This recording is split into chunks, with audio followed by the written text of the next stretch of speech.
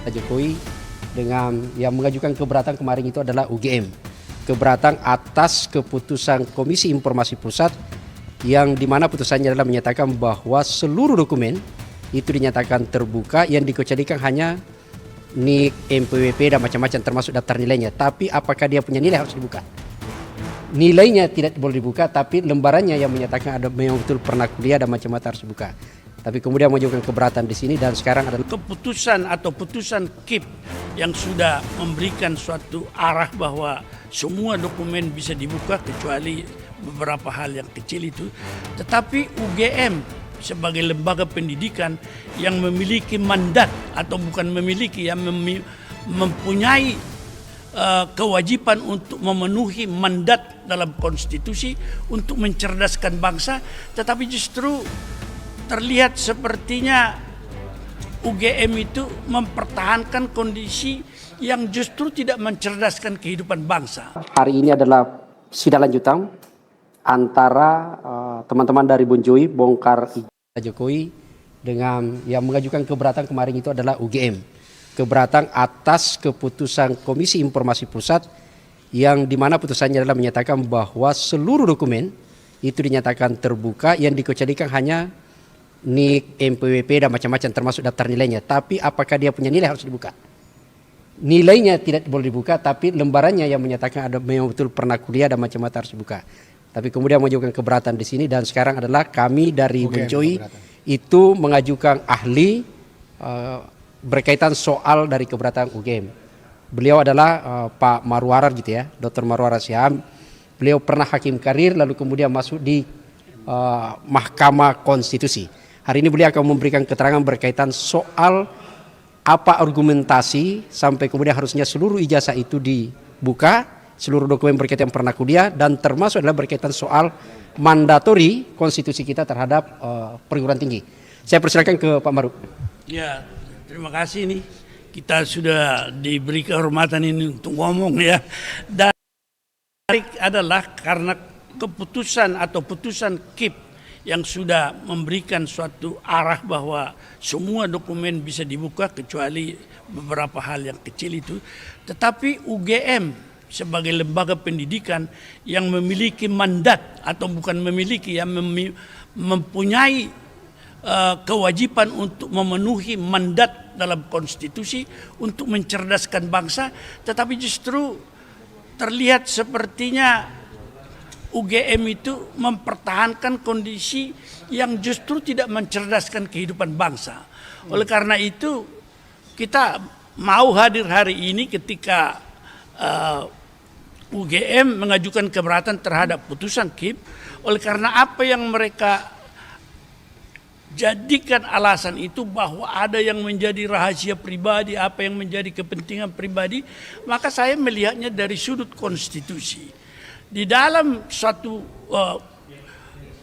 hak konstitusional yang bersifat HAM, sudah jelas pasal 28F dikatakan bahwa setiap orang berhak untuk mencari, menghimpun, menyimpan dan menyebarkan informasi, tetapi pembatasan yang ada adalah sepanjang tentang keamanan dan kepentingan publik dari negara dan kepentingan dari rakyat Indonesia.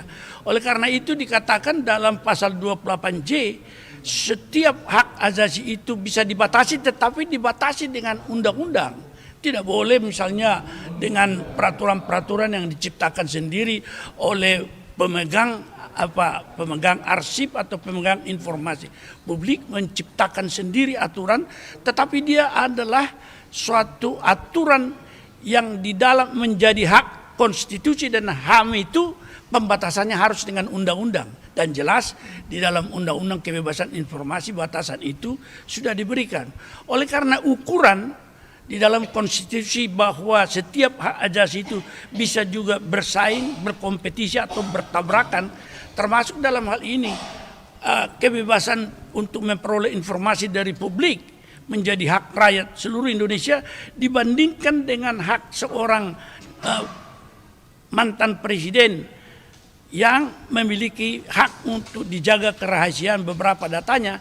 Maka kita melihat ukuran yang ditentukan di dalam konstitusi, di dalam menjaga keseimbangan persaingan antara hak-hak asasi yang dikelola konstitusi, dikatakan ada mekanisme proportionality test atau balancing test. Jadi uji proporsionalitas dan uji keseimbangan. Mungkin kalau di dalam Undang-Undang Kebebasan Informasi dikatakan uji konsekuensi. Tetapi intinya kita harus membandingkan apakah kepentingan perseorangan, dalam hal ini Jokowi, seimbang dengan kepentingan bangsa yang berhak mengetahui apakah benar atau tidak ijazahnya ada ketika dia mengajukan sebagai calon presiden pada tahun 2000 berapa ya? 2014 dan 2019 ya. Dan ini menjadi suatu hal yang penting dan banyak yang bertanya, sudah lewat kok, apakah masih ada urgensinya untuk diketahui? Pasti ada, karena sebagai seorang calon yang mengajukan diri dalam kontestasi Pilpres, dia mencoba meyakinkan kita untuk memilih dia, dan saya termasuk yang memilih dia. Karena saya yakin bahwa beberapa karakter dia termasuk suatu hal yang merakyat menurut saya, dan juga apa yang dikatakan dalam visi dan misinya, revolusi mental dan lain sebagainya, itu menarik perhatian kita sebagai upaya untuk menjual kompetensi dia termasuk dengan ijazah. Oleh karena itu, apakah ada urgensinya rakyat Indonesia mengetahui? Ada. Karena jikalau ini benar bahwa tidak memiliki ijazah, sebenarnya dia sudah memperdayakan kita, termasuk saya, ya, dengan apa yang disebut dalam bahasa Belanda bedrog, yaitu ya kasar agak kalau diterjemahkan ya, bedrog itu ya sepertinya adalah kalau istilah Betawi tipu-tipu gitu, tipu-tipu. Kalau saya bahasa Jawa ngapusi ya, kira-kira gitu, sehingga saya terdorong untuk memilih dia, dan kita berikan dia kursi untuk memegang jabatan eksekutif tertinggi yang berwenang untuk mengambil kebijakan-kebijakan publik, bahkan bersama DPR dengan hak inisiatif dia boleh mengajukan peraturan perundang-undangan dalam legislasi undang-undang atau perpu atau peraturan presiden. Oleh karena itu, di dalam kondisi seperti ini kita merasa katakanlah diperdayakan begitu dengan mengatakan dia adalah memiliki suatu kualitas dalam ijazah yang digambarkan sebagai insinyur, yang tadinya saya ingat waktu itu di Surakarta dia adalah doktorandus. Ini yang menimbulkan kita sebagai orang yang pernah sekolah, bagaimana tiba-tiba bisa pindah doktorandus jadi insinyur. Itu awalnya yang menyebabkan kita curiga, dan saya mulai menerima kritik dari banyak orang. Oleh karena itu kemudian kita melihat bahwa di dalam kualitas seperti ini, dengan janji-janji dan revolusi mental, kita berikan kursi dan kemudian menyusun kebijakan publik dan kebijakan-kebijakan lain yang nyatanya kondisinya seperti ini. Oleh karena itu, apakah saya berhak untuk menuntut bahwa ijazah itu harus ditunjukkan untuk dapat kita menyatakan hak kita sesuatu? Apakah rakyat Indonesia dan yang lain itu berhak menuntut, katakanlah memulihkan keadaan dari kebijakan-kebijakan publik yang menurut saya bertentangan dengan konstitusi untuk kembali normal, seperti halnya di dalam apa yang dikatakan bahwa pasal 33 harus untuk rakyat Indonesia, tetapi ternyata banyak yang menjadi bukan lagi milik Indonesia. Saya teringat sekali dengan kebijakan di Morowali itu.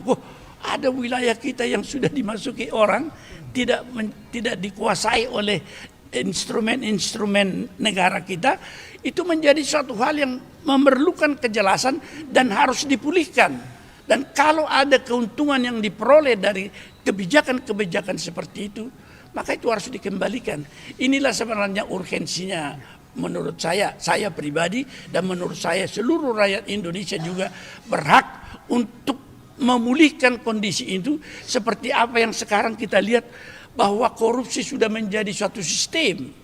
Kalau dikatakan itu sebenarnya kita dikendalikan bukan oleh lembaga-lembaga dan pejabat kita, tetapi apa yang dikatakan state capture corruption, ya, sudah terperangkap kita, kebijakan publik dirampas oleh orang-orang di luar pemegang kebijakan, yaitu yang mengendalikan melalui korupsi.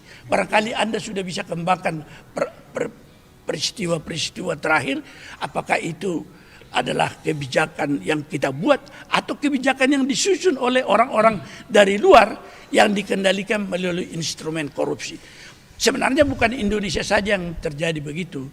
Ketika Bank Dunia melakukan memerintahkan peneliti dari mereka itu untuk melihat beberapa kondisi di negara-negara berkembang, kita waktu itu belum termasuk yang apa yang dikatakan state capture corruption itu, yang sudah terkendala, sudah terperangkap di dalam satu kebijakan yang dibuat dengan satu korupsi dikendalikan orang-orang di luar pemerintahan.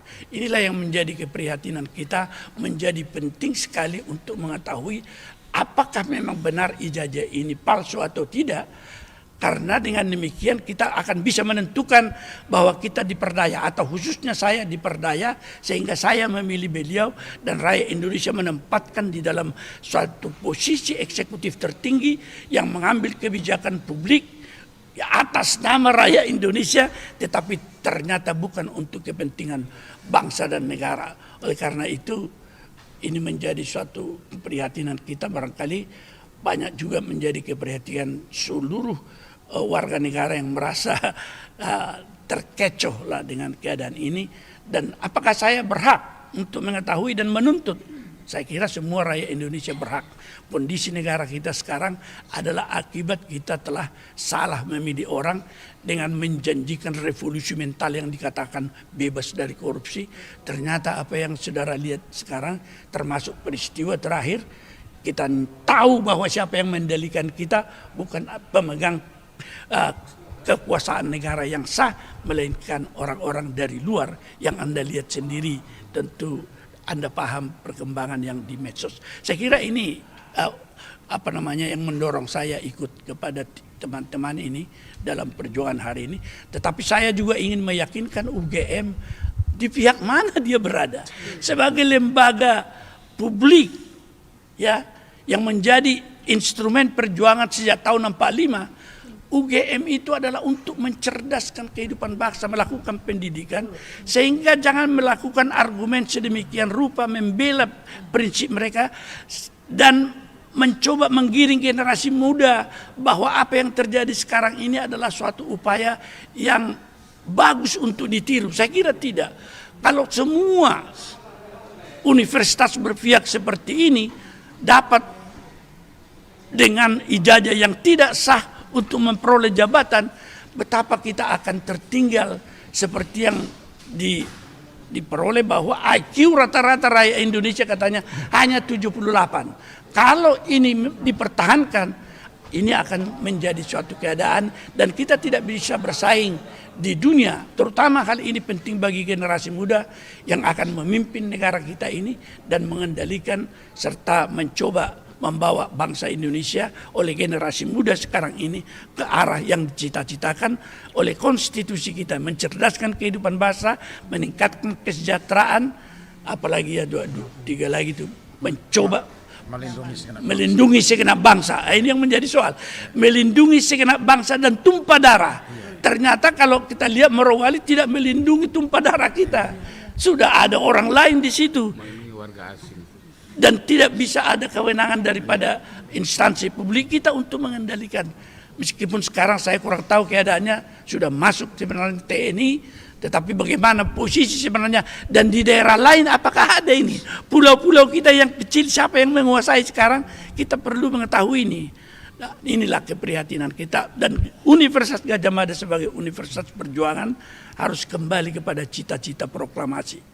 Dia melindungi segenap bangsa, mencerdaskan kehidupan bangsa, meningkatkan kesejahteraan bangsa, bukan meningkatkan kesejahteraan orang-orang lain.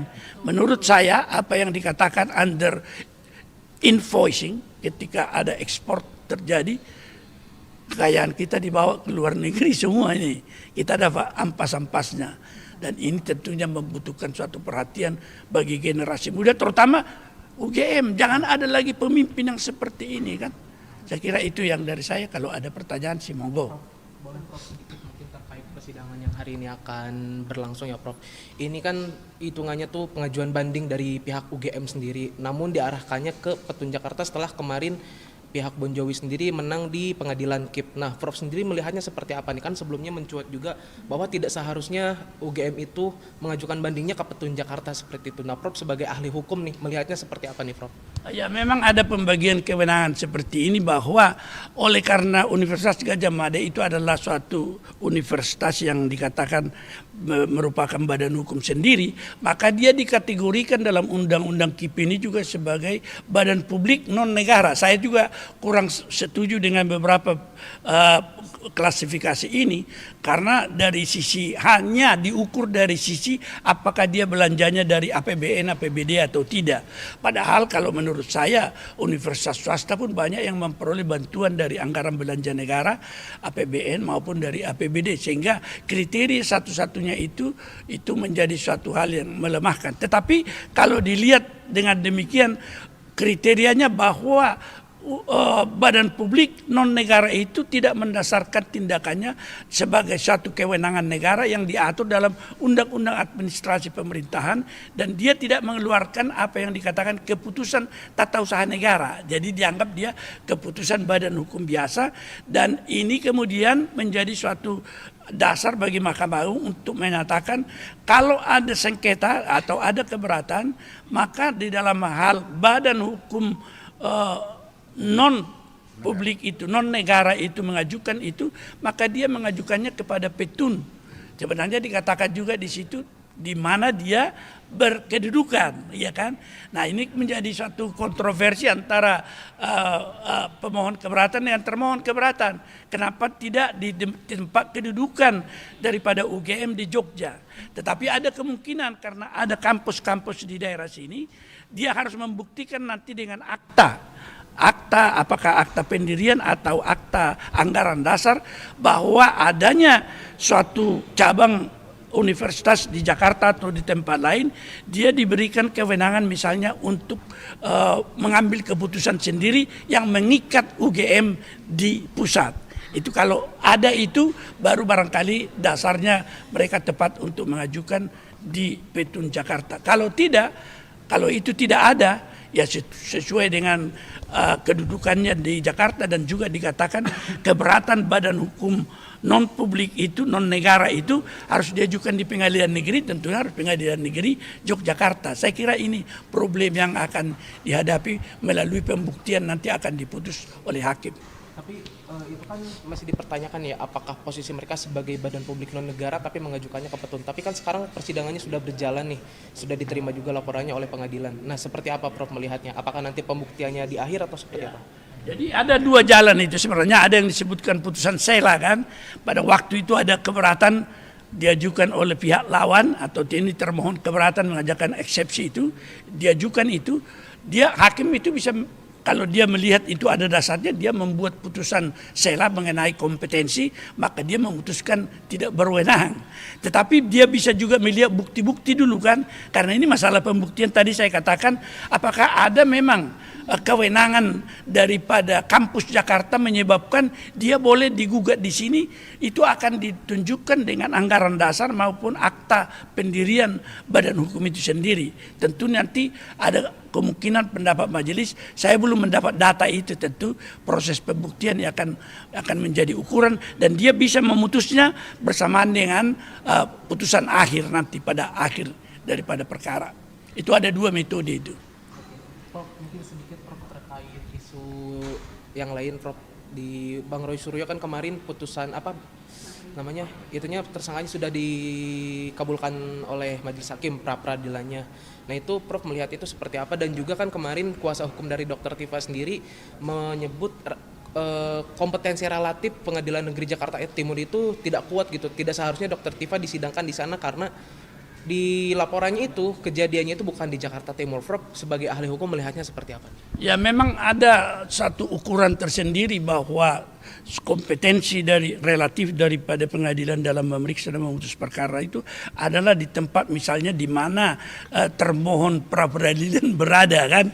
Ini kan kalau ini menjadi keputusan atau keputusan penyidikan berada dari Mabes, tentu dari sudut wilayah dan teritori daripada termohon pra peradilan, tentu itu bukanlah Jakarta Timur kan.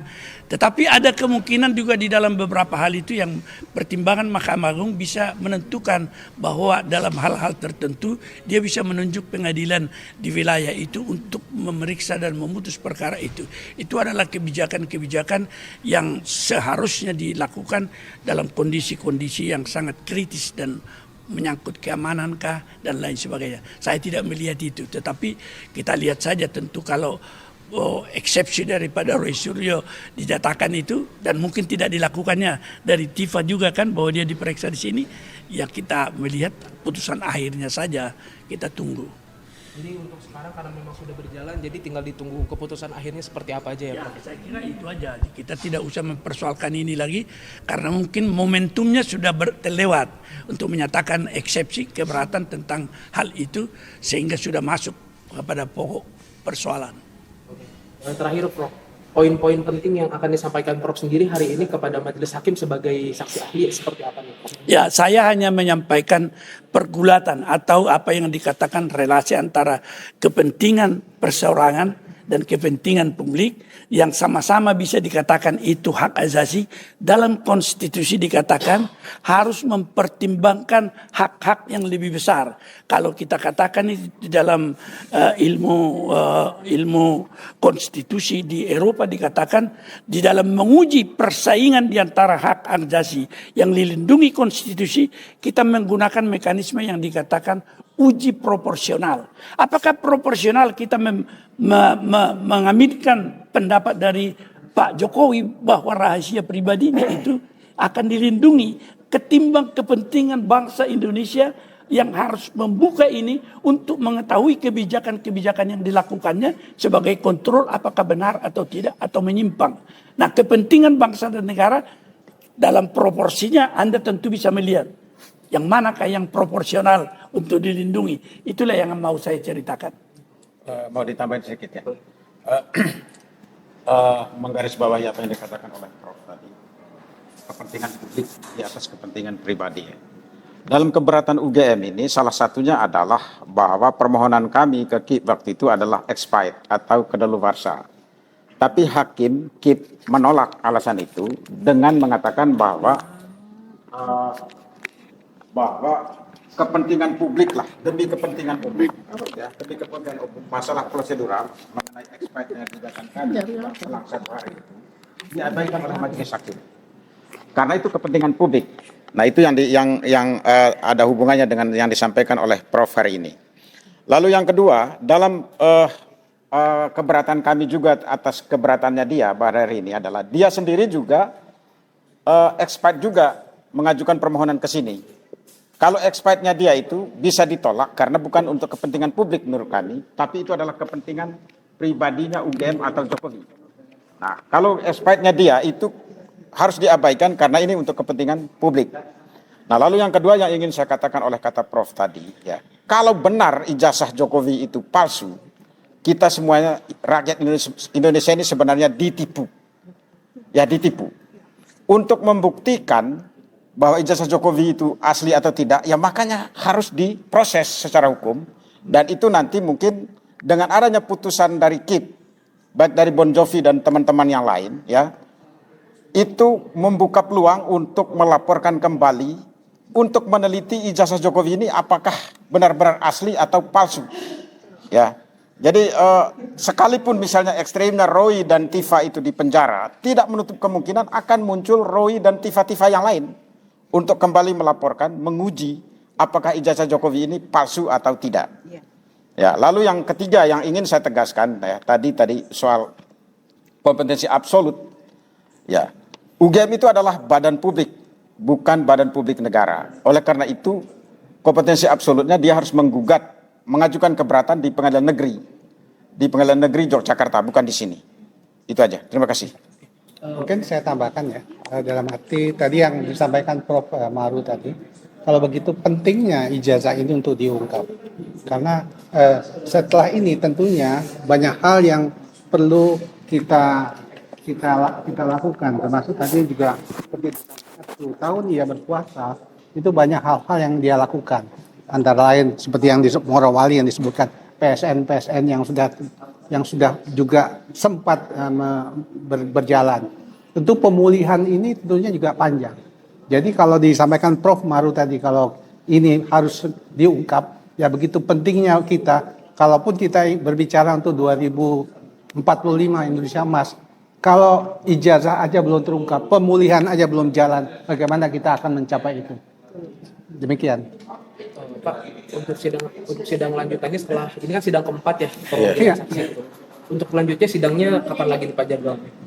Ya biasanya jarak 1 minggu tergantung nanti dari majelis hakim, kesepakatan dari para pihak dan majelis.